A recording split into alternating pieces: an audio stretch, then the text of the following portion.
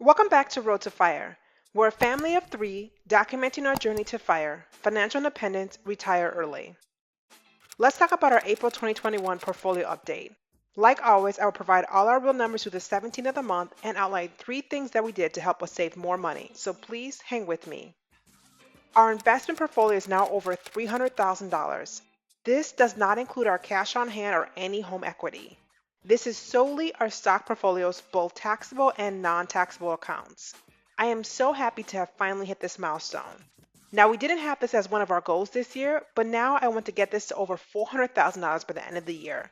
But let me state the obvious, our growth in these accounts are due to the market conditions. When the markets open today, this can all change in a heartbeat, but let's enjoy this moment right now. My husband and I did not get serious about investing until about 2 to 3 years ago, so our growth is all within the last few years. Right now, we invest about 6,000 after-tax dollars into the market, and we are hoping to amp that up to about $6,500 by the end of the year. Starting to really get excited about our growth here. So our investing strategy hasn't changed, and well, it won't. We invest using the dollar cost averaging method, which is an investment strategy that aims to reduce the impact of volatility in the financial markets by investing small sums and having them invested periodically versus all at once. We always believe in more time in the market versus timing the market. We set up automatic investments that align with our pay period or bonuses and set it and literally forget it. We use Vanguard for 80% of our investments, and that's where 90% of our investment dollars live. I'm not the one to jump around with brokerages or bank accounts, so I don't see us moving away from Vanguard anytime soon.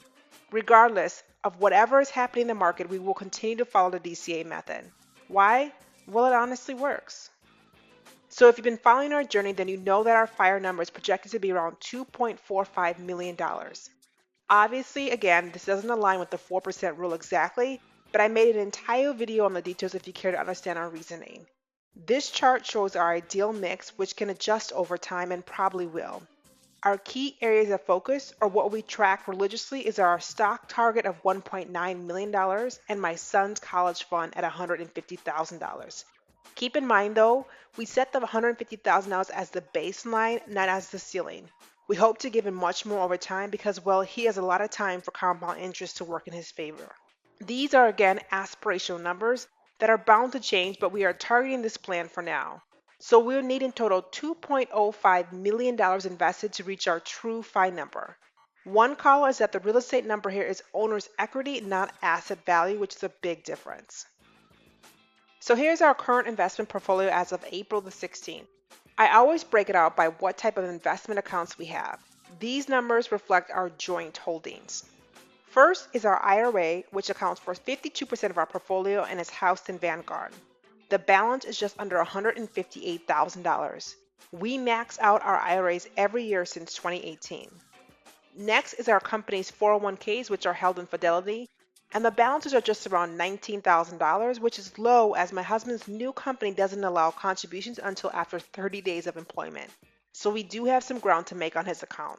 We then have just about $74,000 in our brokerage account, and this includes our custodial account for our son and our brokerage account in Robinhood and Vanguard. This is where we have been sending most of our after-tax dollars this year. Our brokerage account will act as our bridge account to early retirement or work optional stage.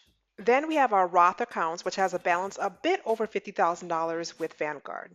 We can no longer contribute to these accounts in the traditional sense, but it's still growing well month over month. And last is our HSA, which still has less than 1% of our total portfolio right now, but does have a balance just over $4,100. I also made an entire video on this and outlined what we invest in and why, so I'll link that here in case you want to check it out. So our total portfolio amount in April to date is just shy of $306,000, which I am so happy about. And if you split this in half, that's about $150,000 per person, which is not too bad. Based on our income though, we should have saved much more, but I'm working to make up ground this year. Now here are some of our recent individual stock buys. We bought $200 of shares in NEO, as I believe in this company and EVs in general, and then we bought 200 shares in GAIN, which is a new monthly paying dividend. Of course, we always invest in our index funds, but wanted to show what individual stocks we are interested in as well. Let me know if you want to see our specific holdings overall. But at the end of March, our portfolio was around $284,000, and now it's at $305,000, which is about a $21,000 increase in just 18 days. We still have a long way to go to hit 5, but this is a great start. So we did 3 things to help us save more money in the last 2 to 3 years. I listened to a podcast about fire a few years ago, and the rest is history. I was hooked. On YouTube, you get to see the finished product, as in how we budget effectively now, how we invest $6,000 a month, and how we cut down on expenses and manage our money. But that was not always the case. We just started our FI journey and really had to do a complete overhaul on how we manage our money. We were high earners with nothing to show for it.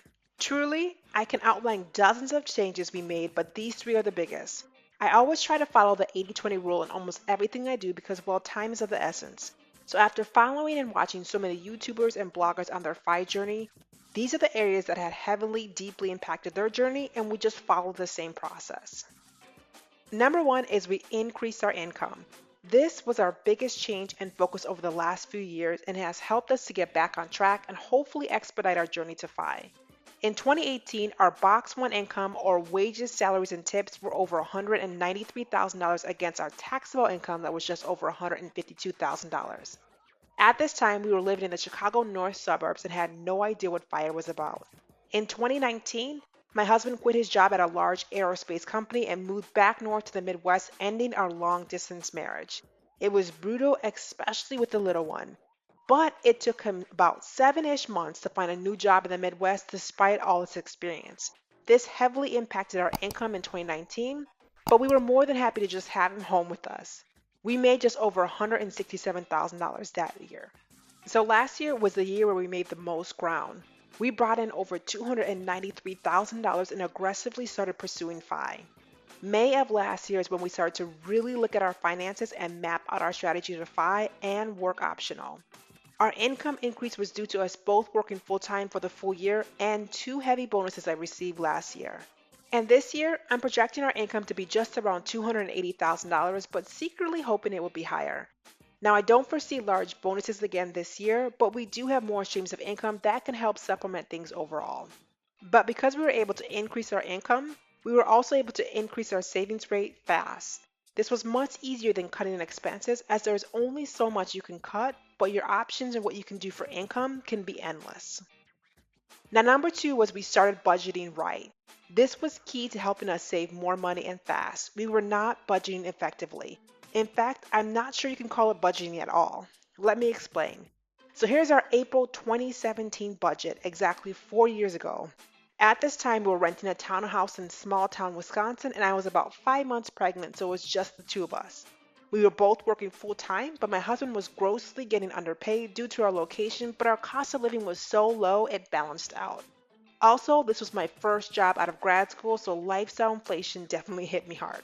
Let's review how we were budgeting. First, we were spending over $600 on dining out for just the 2 of us.